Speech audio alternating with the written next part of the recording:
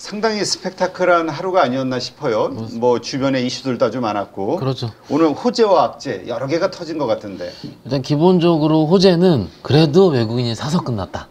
그래 오늘 정말 오랜만에 샀어. 오랜만에. 그러니까는 천억 단위로 들어간 거는 정말로 오랜만이에요. 중간중간에 들어오긴 했지만 막상 우리가 삼성전자에 가려져 있었기 때문에 막상 외국인들이 뭐 900억이든 뭐 200억이든 400억이든 매수를 하더라도 느껴지진 않았던 상황이거든요. 그런데 오늘은 2,700억 정도 종가상으로 매수를 했기 때문에 그러더라도 해볼 만한 하루였다라는 거고요. 그런데 조금 아침에 제 개인적인 그 포인트는 이거였죠. 오늘 엔비디아가 하루만 더 오르면 엔비디아가 신고가를 뚫는 거거든요. 아, 그럼 또 의미가 달라지죠. 달라지죠. 그러면은 그에 앞서서 우리 시장, 그러니까는 최근에 엔비디아는 한 2, 3일 정도 계속 좋았는데 그러면 우리 시장이 삼성전자 하이닉스가 약할 것인가 아닌가. 두 번째, 그렇다면 소부장이 약할 것인가 아닌가. 이거였어요. 그런데 악재 말씀드릴게요. 악재는 제한적인 수급만 갔다. 무슨 얘기냐면 오늘 종목 보시는 분들은 아시다시피 이스페타시스라든지 그러니까 편하게 이스페타시스는 강한 양봉, 한미반도체는 그저 그렇고 이거거든요. 물론 밸류에이션 상으로 한미반도체를 작년 거 다 땡겼다. 그럼 이제 할 말은 없어요. 그렇지만 최근에 시장을 한 3달 전까지 시장 봤을 때는 이수 들어올 때 같이 들어왔거든요. 그렇죠. 예, 그런데 이제는 플레이어들이 그러니까 편하게 그냥 외국인 기관들이 선택하는 쪽은 이수 페타까지라는 거죠. 근데 아까 조금 전에 김장렬 본부장도 저 도표를 좀 보여줬는데 일단 밸류에이션이 싸더라고. 그렇죠. 이수가. 그러니까 이익 단으로 봐. 그러니까 이게 왜 이렇게 되면은요 어려워져요 주식이. 아, 이제 모든 그 호재 하나로 모든 섹터 전체가 반응하는 게 아니라 다 선별하니까. 예. 그거는 이제 기관들의 매매 플레이, 외국인의 매매 플레이 달라져 있을 텐데, 저는 사실은 어제 오늘 이스페타시스를 포함한 그쪽 AI 관련 섹터의 레포트를 봤어요. 봤고 타픽도 이스페타시스 확인을 했고, 그런데 실질적으로 얘도 갈까? 라고 생각이 되는 거죠. 하이닉스까지는 오케이. 그런데 다른 소부장 입장에서는 간 종목도 있고 안 간 종목도 있는데 막상 그 소부장 매매하셨던 분들 보시면은 지난주 금요일부터 슬슬 기관들이 매도하고 있습니다. 그렇기 때문에 물론 종목 셀렉션을 기가 막히게 잘하셨으면 당연하게 좋겠죠. 그렇지만은 개인적으로 확률적으로 떨어지고 있는 게 조금 좀 안타깝다. 왜냐하면 다 좋아해 좋거든요. 그래서 일단 소부장 섹터는 일단 가다 말았다 이 정도 혹은 제한적으로 그 메이저가 선택한 곳만 갔기 때문에 내일도 메이저가 선택하지 않을지 어떻게 알아요? 두 번째. 그렇지. 그리고 엔비디아 안 올랐어요. 그럼 내일 또 밀리는 거예요 또. 그러게. 그러니까 지금 이제는 이제 실적 시즌이라 그런가 지금 밸류에이션 그리고 실적 대비 밸류에이션에 대해서 그리고 경쟁사하고의 차이 요게 그러니까 이제는 같은 섹터 같은 저 주제 테마라 하더라도 실적을 봐야 된다는 그 밸류에이션. 당연히 봐야 되고요. 아니 이거는 대표님께서 강조시켜 주시고 너무 감사드리는데 강조의 강조입니다. 그런데 경험적으로 이수 몇몇 종목들을 제외한 소부장 업체들은요 밸류가 싸지 않습니다. 그리고 이제 그들의 눈높이, 그러니까 우리가 알고 있는 소부장 업체들이 컨센서스라고 그러죠. 컨센서스 한 번씩 볼 필요가 있어요. 그것들이 맞춰줬는지 안 맞춰줬는지는 지금 아는 것보다는요. 지금 이제 10월 15일 날을 지나고 있는 상황이긴 한데 이제 그런 종목들은 10월 말부 정도부터 발표를 할 거예요. 발표하는데 발표하면 세론이 많이 나옵니다. 사실은. 그래서 사실은 소부장 종목들의 매매가 가장 좋은 적기는 11월 15일 이후에 실적 발표가 다 끝난 이후에 AI 내러티브가 형성이 되면서 나도 HBM이다. 나도 TC 본딩이다. 이런 밸류에이션이 들어가는 거. 기본적으로 싼 종목이 이거죠. 한미 반도체보다는 하나 인더스트리얼 솔루션즈, 하나 에어로스페이스에서 최근에 분사한 기업을 알고 계실 거예요. 그러니까 이거가 밸류에이션도 싼데 밸류에이션이 싸니까는 한미 반도체로 들어가려 했던 수급이 그쪽으로 들어가는 거죠. 그러면 이게 안 좋은 게 아니고요. 새로운 종목이 나타났기 때문에 이쪽으로 수급 분산이 되는 거. 밸류는 덤이죠. 그렇기 때문에 여러 가지 논리가 형성이 되고 있는 중이고 좀 뭐 최근 시장 얘기 좀 말씀드리자면 좋긴 좋아요. 올랐는데 시장에서 해자되지 않는 종목은 여전히 확산이 되고 있지 않습니다. 정말 우리 가족분들 아실 거예요. 소부장 안에서도 철저하게 땅굴 파는 것들은 부지기수예요. 우리가 모르는 거 몇 개 얘기해가지고 아 좋다 하지 하는데 이거 하도 어이없어 반말 나와서 죄송합니다 대표님. 그런데 나머지 것들은 진짜 우리가 작년 이맘때쯤이죠. HBM에 우리가 환호하고 그랬죠. 했을 때 그때 종목들에 5개 중에 4개는 빠져 있어요. 안 올라와 있습니다 하나도. 그러니까는 그거에 대한 간극. 투자자분들은 여전히 소부장 올라오는 걸 하지만 제가 온 김에 말씀을 드릴게요. 실적 발표 시즌에 그렇게 큰 기대할 필요 없습니다. 소부장은. 오히려 그 이후가 그때 이후가 되면은요. 11월 중순 넘어가면 엔비디아 실적 발표를 하게 돼요. 지금 뭐 분위기로 봐서는 또 서프라이즈 나올 것 같아요. 그러니까 이게 블랙엘 때문에. 한 보름 전까지만 하더라도 엔비디아 안 쳐다봤어요 시장에서. 그런데 이게 이 분위기가 2주 만에 싹 바뀐 거예요. 그렇죠. 그러니까 미국 시장에 선택이 됐고 물론 젠슨항 CEO의 립 서비스일 수도 있고 인세인 그죠? 인세인 제가 찾아봤다니까요. 그러니까는 이게 오늘 아침에 뉴스 보셨잖아요. 그 블랙웰이 12개월치가 완판이 됐다. 아, 진짜 엄청난 건데. 한 대당 50만 달러인가요? 이건 제가 어떻게 손으로 세기도 어려울 정도로 큰 그런 금액. 이게 지금 완판이 1년째 되면 그러면 이제 이익률 뭐 한 8% 나오잖아요. 그러면 와 이렇게 되는 거죠. 그러면은 이익단도 충분히 기대해 볼 만하다. 이런 식으로 형성이 되고 있는데 그거는 미국에서 형성이 되어 있고 국내 시장 같은 경우는 제 말을 바로 넘어가겠습니다. 가족분들. 이게 저는 이제 몇 번 오늘 화요일이죠. 지난주부터 조금씩 말씀을 드리고 있는 중인데 주식을 샀다 팔았다 매매를 할 때요. 세론이 나오면 징글징글합니다. 대표님. 네. 좀 주식이라는 게 주식답게 움직여야 되거든요. 그게 미국이 그렇거든. 맞아요. 좋은 호재나 아니면 실적이 좋으면 그냥 계속 올라. 네. 내가 좀 늦게 보더라도 그 호재가 적어도 3, 4일, 일주일이 반영이 되는 거죠.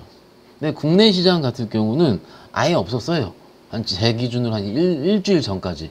다 세론이었습니다. 그런데 일주일 전부터 세론이 먹히지 않는 섹터가 바이오가 태어납니다.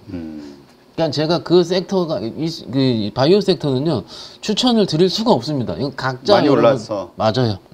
그런데 지금 현상은 그렇다라는 겁니다. 뭐 리가캠 바이오도 기술이전 라이센스하고 떴는데 그래도 계속 가고 있고, 그죠?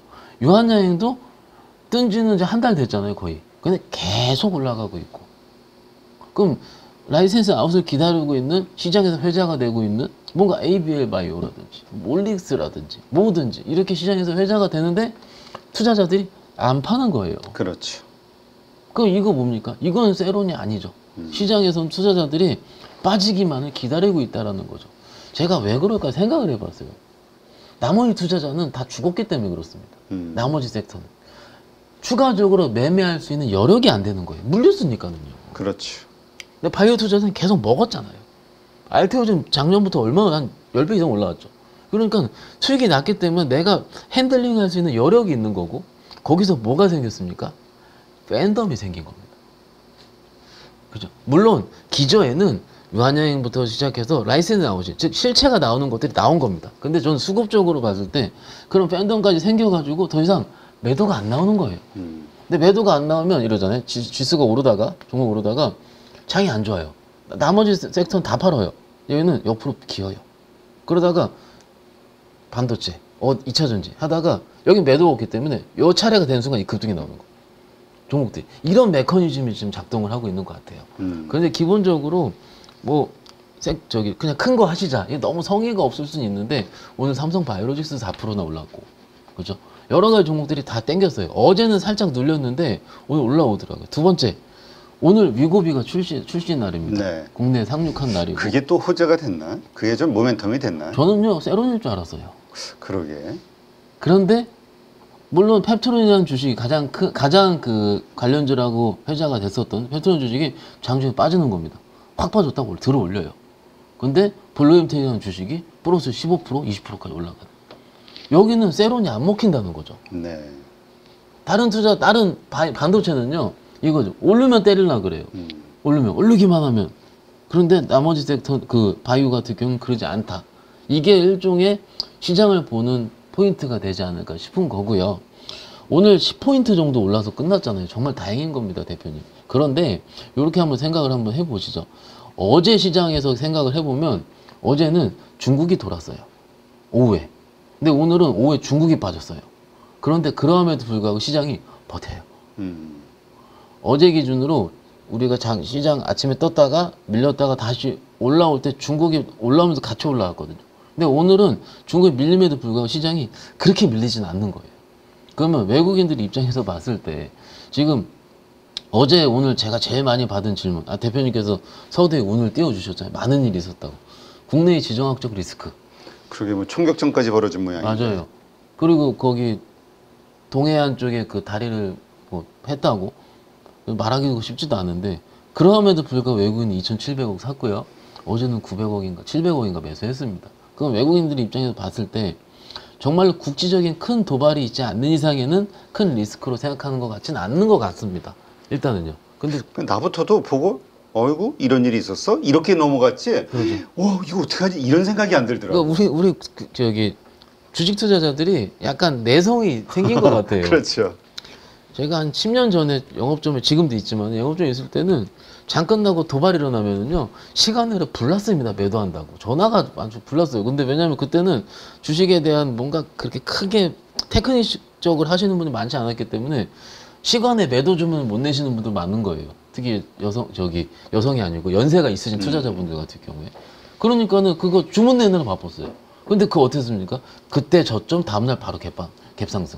이렇게 됐었죠. 그러니까 시장 투자 입장에서는 뭔가 이런 국제적인 리스크 때문에 지수가 빠지거나 시장이 빠지면은 매수에 대한 거가 일종의 시장에서는 내성으로 되어 있는 것 같다라는 거고요.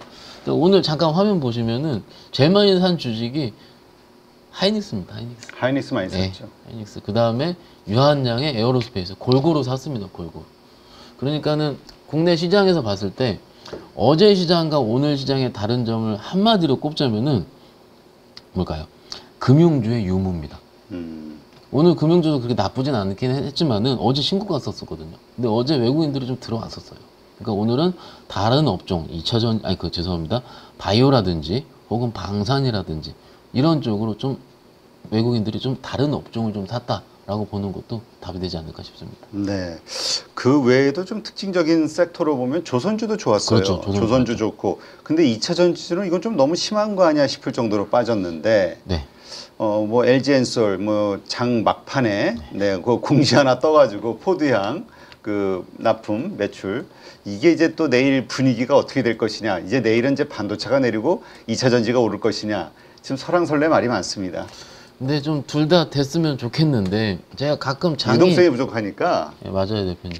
그냥 편하게 그냥 오늘 밤에 테슬라도 뜨고 엔비디아도 뜨면 되겠죠. 그렇죠. 근데 미국 시장에서는 그런 일은 그래도 미국 시장이 가능할 수가 있으니까. 근데 저는요 오늘 조금 실적 발표 시즌에 좀 안타까운 점을 보고 온 거거든요.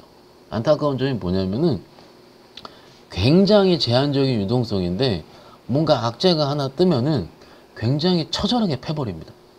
엔솔은 실적 발표가 끝났는데 대주전자 재료 한번 볼까요, 대표님? 오늘 대주전자 재료 10% 넘게 폭락했던데. 네. 이게 특별한 이유가 있는 거죠. 여기 보시면 뉴스 보시면은 증권사에서 실리콘 응급제 프로젝트 일부 연기된다. 그리고 목표가 하향이 떴어요. 기존의 매출액 추정치를 600억대에서 500억대로 낮췄고 내년 거는 1,500억에서 900억으로 낮췄다. 실제 딴 거는 괜찮은데 전망치는 그대로 유지한다 했는데 딴 거 해봤자 별로 없습니다. 그러니까 응급제가 가장 각광을 받고 있었는데 이런 시즌에 이런 거가 나오면은 종목에 대한 치명타가 되는 거죠. 물론 중기적으로 할 땐 매수 타점이 될 수가 있습니다. 될 수 있는데 지금 시즌이 실적 발표 시즌이라는 거죠. 그렇기 때문에 오늘 마침 LG 엔솔도 오전 기준으로 줄줄줄줄 세고 있었고요. 그런데 저는요 내일 만약에 2차 전지가 뜬다면은 엔솔 장 막판 공시가 살렸다라고 얘기를 할 것 같습니다. 아마도 그러더라도 오늘처럼 처절하게 빼는 것보다는 내일은 긍정적이지 않을까 싶은 거고요. 근데 이렇게 처절하게 빠진 이유가 도대체 뭐냐? 이게 트럼프 리스크냐? 아니면 또 무슨 트럼프 리스크? 일부가 왜냐하면 해리스 트레이딩이 작동을 하면은 이렇게까지 많이 뺀 것 같지는 않아요. 불안해하는 것 같아. 지금 얘기 주변의 얘기를 들어봐도. 그거 플러스 시작해서 지난주에 그 뭐죠? 테슬라 로보택시 행사까지 끝났잖아요. 네. 그러니까는 2000년 봤을 때 물론 테슬라가 아마 23일 날 실적 발표를 하긴 할 겁니다. 근데 뭐 인도량 측면에서 봤을 때 테슬라도 썩 그렇게 기대하는 것 같지는 않고요.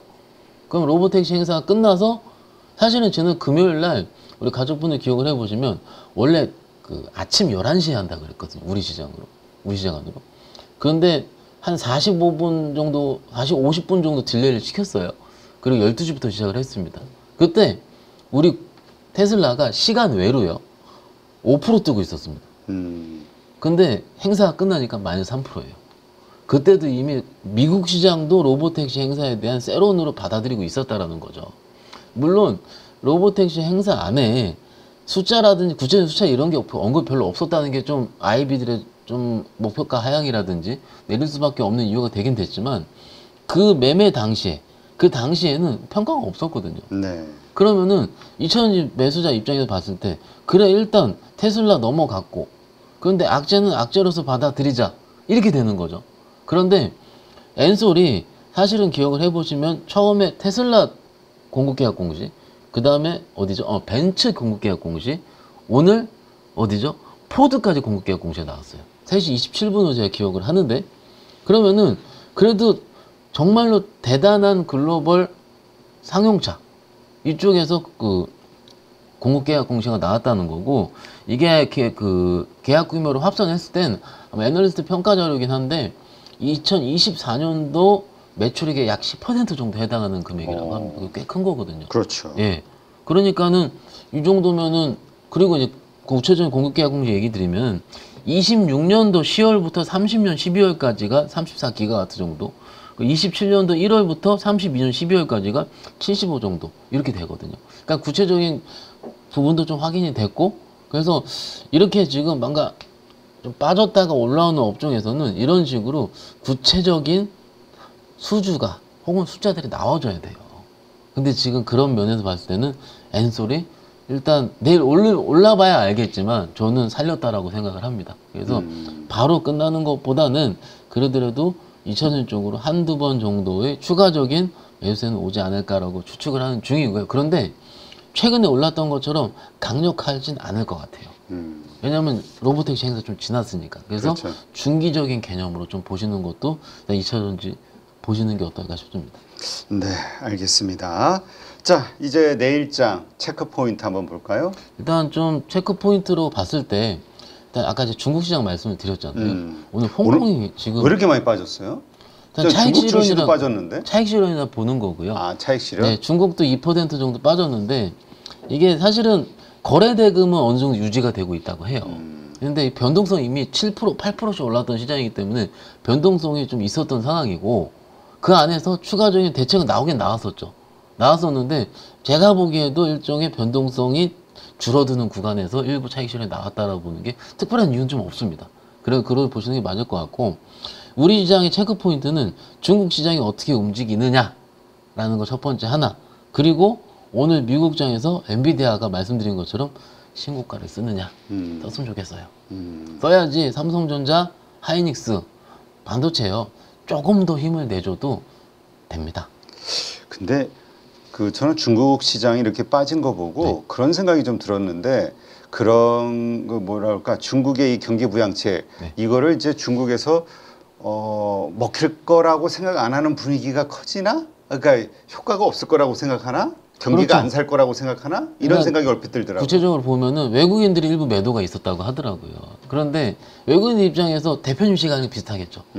처음에 들어갔을 때는 내가 세게 보고 싶어 들어갔는데 처음에 기대한 게 10조 위안 그렇지. 기대를 했었잖아요. 근데 지금 최근에 뭐 5조 위안이다, 6조 위안이다 이런 설왕설래 수치들은 나오긴 나오더라고요. 근데 그들이 처음 들어갔을 때의 금액보다는 아직은 미진한 거고 근데 연말까지 차례대로 발표하겠다고 하니까 막상 바로 빼기에도 애매모호하다. 그러면 어떻게 되면 올랐다 중간 부분이잖아요. 그러면 한동안 왔다 갔다 할 겁니다. 그러다가 부양책 규모라든지 혹은 구체적인 수치가 발표할 때 이렇게 돌리든지 만약 거기서 정말 실망이 되면 이렇게 빠지겠죠.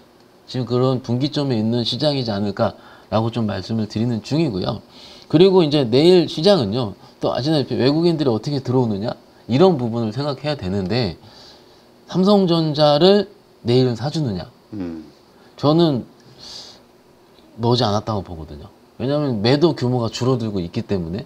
그리고 지금 시장에서 보면은 추정치 다운은 맞아요. 다운은 맞는데 지금 가격대 자체가 기술적으로 이쁘게 돌려서 빠지더라도 한번 슈팅 나오고 빠지고 나오고 빠지고 이런 분기점이거든요. 그러니까는 만약에 여기서 쭉 하고자 한 1, 2%만 오르면은 좀 매수에 달라붙을 가능성도 있습니다. 그러니까 이런 부분에 대해서는 뭔가 안 좋다, 난 팔아야지 이렇게 단언할 필요가 없다라고 말씀을 좀 드리는 거죠. 그래서 그 다음에 트럼프 지지 여부, 뭐 종목 셀렉션의 문제이긴 한데 이런 식으로 여러 가지를 보시면 어떨까 싶고요. 그런데 제한적일 것 같습니다. 그냥 개별 종목장. 개별 종목장. 네, 그렇게 크게 지수가 그렇게 빠지지는 않고. 그렇게 크게 문제되진 않을 것 그럼 같아요. 뭐 개별 종목장 우리 그냥 순환매라고 이렇게 계속 돌아가면서 그렇죠. 순서대로. 그렇죠. 그런데 순서를 원래대로는 제가 보는데 다음 타자 내일 뭐다라고 보는데 그거는 안 보이는. 안 보이는. 내일 보이는. 대봐야지 안다. 그렇죠. 오늘도 제가 매매를 한 것도 바이오 확인하고 다른 섹터 이런 식으로 매매를 한 거거든요. 그러니까 이제 결국 계속 그날 아침에 눈치 보면서 돈이 그렇죠. 어디로 수급이 몰리나 보면서 단타를 할 수밖에 없는. 다 그렇게 합니다. 지금 아직은. 한국 증시.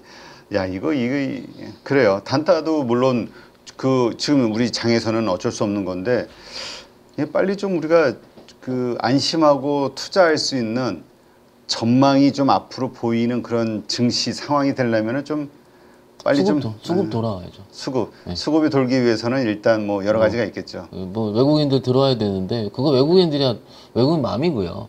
이제 글로벌 시장 봐야 되겠죠. 밸류업이 좀 확실하게 좀 돼야 될 것 같아요. 밸류업, 금투세, 금투세 상법 두 개정. 개. 예. 이런 부분이 좀 제도적으로 빨리 끝나야지 불확실성 해소가 되죠. 그래서 그렇다면 만약에 이 증시 어쨌든 이렇게 뭐 박스권장, 이 개별장 네. 이런 것을 생각하신다고 하는데 이것을 깰 만한 변수 같은 거는 뭐가 있을까요? 일단 엔비디아가 신고가가 나가지고 글로벌 반도체 업황이 세게 도는 건데 그게 지난번에 실적 발표 보시면 이번 주 수요일 날에 ASML이고 목요일 날 TSM 실적 발표 있는 거 아마 아실 거예요. 근데 지난번 실적 발표 좋지 않았어요. ASML부터 시간 내로 좋지 않았기 때문에 그때 반도체 박살이 시작이 됐어요. 사실은 3달 전 지금에. 그래서 이번에 ASML이 어느 정도 가이던스를 내는지가 이번 수요일 날 굉장히 중요하고요. 네. 그리고 목요일 날 TSMC인데 제가 자료를 보니까는 노무라에서는 첨단 패키징 공급 부족이 2026년도까지 계속될 것 같기 때문에 실적 서프라 나올 것 같다. 실질적으로 최근 데이터도 좋았었잖아요. TSMC. TSMC 좋게 나올 겁니다. 근데 시장 얘기는 뭐냐면은 TSMC 전후로 반도체 업황이 뭐 우리가 이제 터닝 포인트가 된다 안 된다 이렇게 볼 것 같은데 저는 약간 좀 회의적인 게 뭐냐면은 이게 조금은 파운드리 쪽에 오리엔트가 된다면 국내 쪽 돌아오면 또 삼성전자 파운드리 얘기 안 나올 수가 없거든요. 그렇죠. 그러면은 이게 TSMC만 좋을 확률이 높다라는 거예요. 그러면 저희 또 그거 보고 또 헛헛할 수도 있다라는 겁니다. 그래서 ASML 가이던스 좀 봐야 되는 거고 그리고 좀 기다리면 이제 또 23일 날 또 하이닉스 실적 발표도 있지 않습니까? 요때까지는 뭔가 실적을 반도체 쪽 확인하는 시기가 되지 않을까 싶은 거죠. 그래서 뭔가 좀 이런 걸 우리가 타개할 거면은요. 대표님 제가 딱 한 가지 얘기하거든요. 뭔가 주도할 수 있는 큰 주식이 한번 태어나야 돼요. 새로운 주도주의 탄생. 네. 태어나야지 투자자분들이 개인 투자자들이 달려듭니다. 그렇지. 이게 그게 작년에는 2차 전지였고. 그렇죠. 하반기에는 HBM이었고요. 올해 상반기에는 화장품이나 이런 거였고요. 이런 식의 뭔가가 지금도 태어나는 중이긴 하겠죠. 그런데 뭐라 그럴까요? 항상 주도가 태어나기 전에는 저 같은 애가 나와가지고 이제 주도입니다라고 얘기 못하죠. 왜냐면 오르고 있으니까요. 후에 올랐으니까 이게 주도였습니다 얘기를 하는 거거든요. 그렇지. 대표님. 지금 오르고 있는 거, 지금도 오르고 있는 주식들이 많이 있잖아요. 그 중에서 우리가 주도주라고 자신 있게 얘기할 수 있는 게 없으니. 그럼요. 올랐으니까 리스테이킹은 하세요. 분할 매수하세요. 얼마나 그렇습니까? 좋은 거 많아요. 휴젤 있잖아요. 휴젤 신고가예요 지금. 메이톡스랑 이겼지 않습니까? 그렇지. 근데 데이터가 굉장히 잘 나와서 진짜로 너무나 센 신고가예요. 근데 그 전까지 휴재를 어땠습니까? 별로 신경도 안 쓰는 주식이었어요. 이렇게 지금 종목이 바뀌는 게 지금 시장이라는 거죠. 그래서 뭔가 우리 개인 투자자들이 좀 뭐라 그럴까요? 좀 와 정말로 내가 봤던 주식인데 이게 세게 올라간다. 이런 것들이 확인이 돼야 되는 것들이 나와야 주식적인 측면에서 봤을 때는 시장에 돈이 공급이 된다. 그런데 지금 그거는 아까 서두에 말씀드린 것처럼 일단 이제 바이오인데 바이오 가지고 그렇게 우리가 흥분 안 한 지 오래됐거든요. 한 4, 5년 됐어요. 대표님. 그렇죠. 그때 예전에 제넥신 아마 기억하실 겁니다. 거의 막 바이오는 진짜 엄청나게 많이 빠져. 그냥 빠지면 3분의 1 토막 아니죠. 10분의 1 토막이에요. 바이오는. 그러니까는 뭔가 저희 입장에서도 이게 좋다 안 좋다라고 말씀드리기 어려운 점도 이해 부탁드리고요. 근데 이거죠. 스터디를 하더라도 뭔가 크게 베팅하기가 어려운 섹터가 또 바이오이기도 해요. 그렇죠. 왜냐면 너무 기준이 없고 맞아요. 불확실하니까. 이해가 힘들 뿐더러 그쪽 시장에서 아니래요 하면 끝나는 거거든요. 그러니까. 그러니까 전에 그 미국의 그 헤지펀드에서 일하는 펀드 매니저도 와서 그 얘기하더라고. 자기는 바이오주를 싫어하는데 네. 왜? 바이오주는 교도소 담장 위를 걷는 느낌이라는 거야. 왜냐하면 바이오주로 돈 벌려면 확실하게 돈 벌려면 사전 정보를 그렇죠. 확실하게 챙겨야 되는데 그럼 자꾸 유혹이 생긴다는 거지. 그럼요. 그 미리 어떤 방식으로든 알려고 하는.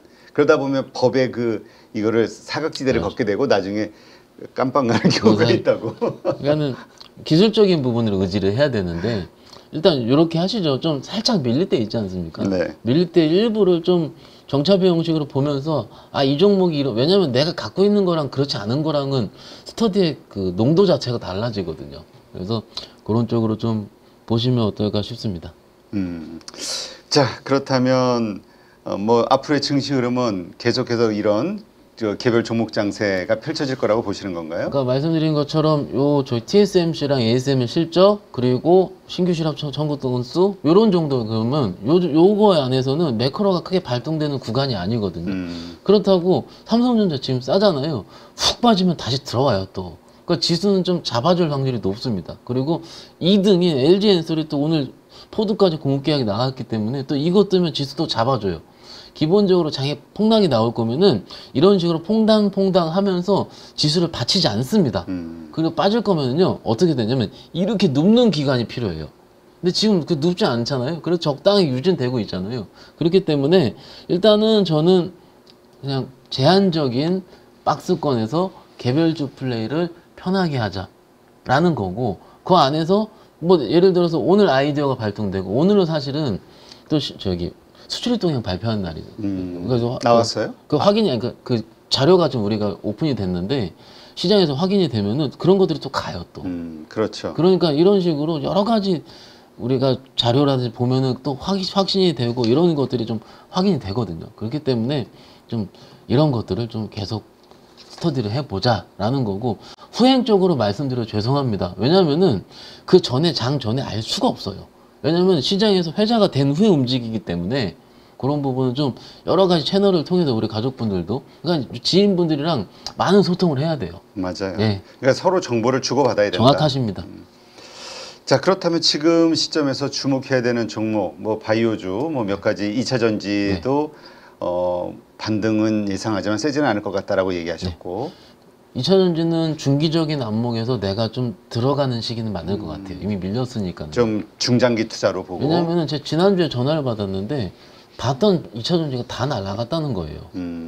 나는 어차피 캐즘이고 3분기 실적까지는 제대로 오르지 않을 것 같아서 좀 중기적으로 보려고 했는데 이미 너무 빠르게 떠 있더라는 투자자분들도 계세요.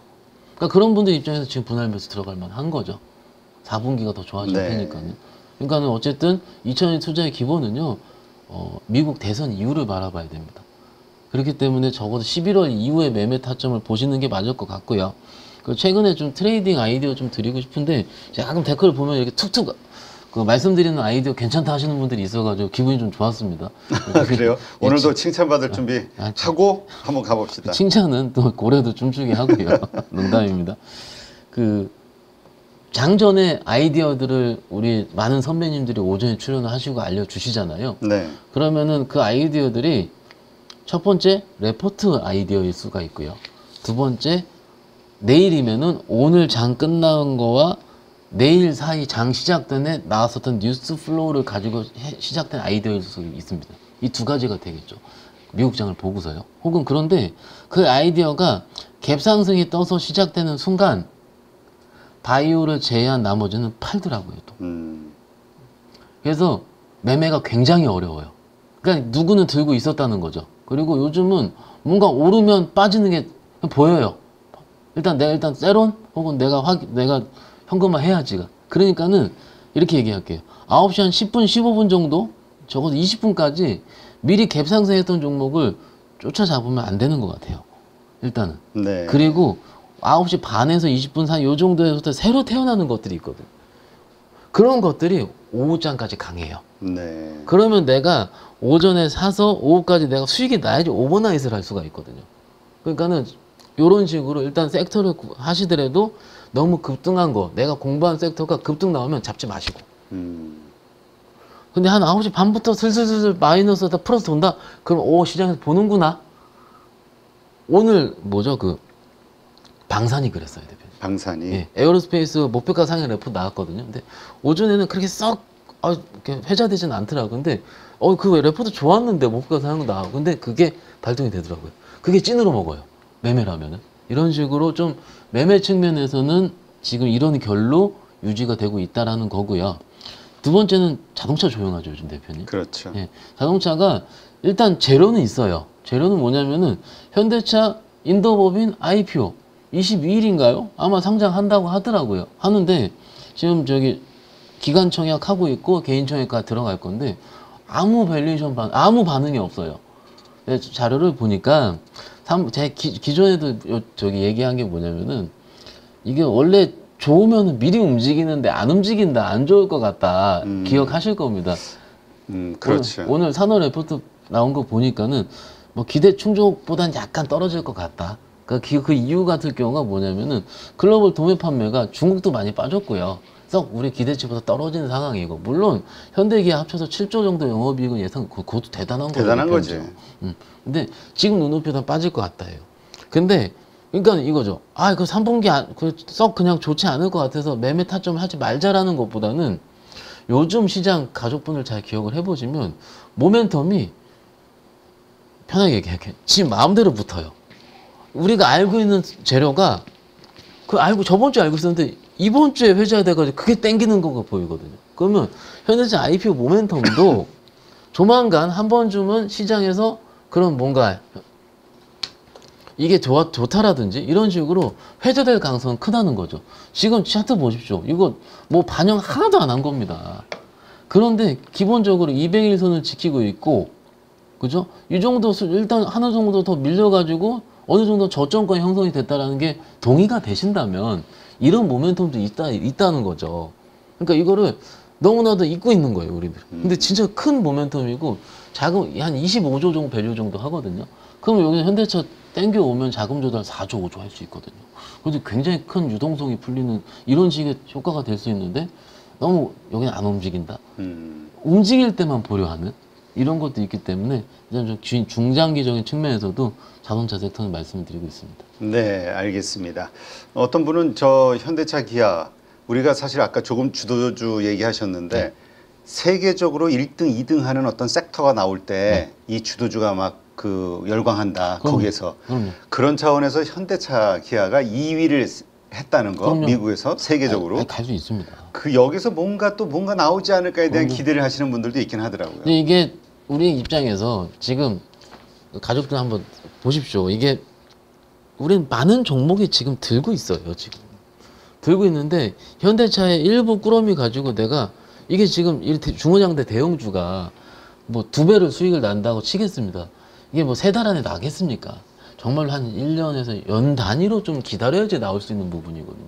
근데 그 중간에 우리는 기다렸는데 어땠죠? 금리 인상을 겪었고요. 그리고 여러 가지 피봇을 기다리고 있어서 안 됐고요. 그러니까 그것을 못 기다리는. 근데 기다리는 시기 동안에 어땠습니까? 엔비디아는 2배가 났고요. 우리가 봤었던. 그랬죠. 해외랑 비교를 했을 때 우리의 눈높이가 높아져 있다는 겁니다. 그래서 2등의 MS 너무나 진짜 정말 벅차 오를 정도로 정말 잘하는 거예요. 저도 저기 사실은 저기 기아차 샀거든요. 기아. 올해. 근데 정말로 좋아요, 대표님. 하이브리드 진짜 최고입니다, 최고. 그런데 이게 이것보다는 주가를 기다리는 측면에서 너무 오래 걸리니까. 그렇죠. 무거우니까. 네, 무거우니까요. 그래서 하여튼 뭐 이런 그 포텐셜이 있는 것들이 뭐 여러 가지 그 유동성 공급이 될 수 있는 환경이 된다면 그러면은 둥둥둥 이렇게 한 번씩 돼서 못 잡게 하면서 가겠죠. 네. 그래서 좀 잘 고민을 한번 해보시는 게 어떨까 싶습니다. 네, 알겠습니다. 네, 하여튼 방송 보시는 가족분들 말씀해 주신 여러 가지 것들 한번 잘 참고하시면서 투자하시는데 도움이 되시기를 바라겠습니다. 하여튼 알 수가 없어서 주식시장은 네, 하여튼 빨리 정치 일정이 좀 끝나고 빨리 금투세부터 시작해서 모든 것들이 좀 정상화됐으면 좋겠다 이런 생각을 해봅니다. 금리 인하는 우리에게는 기회입니다. 돈을 벌 수 있는 기회죠. 우리 포트폴리오에는 변화되는 주도주를 가지고 올 수 있게 하겠습니다. 일각에서는 그런 얘기들을 많이 하세요. 주도주 같은 경우가 뭐 천차만별로 이렇게 왔다 갔다 하는데 실제 이게 뭐 우리 포트에 가지고 올 수 있냐? 누구나 할 수 있습니다.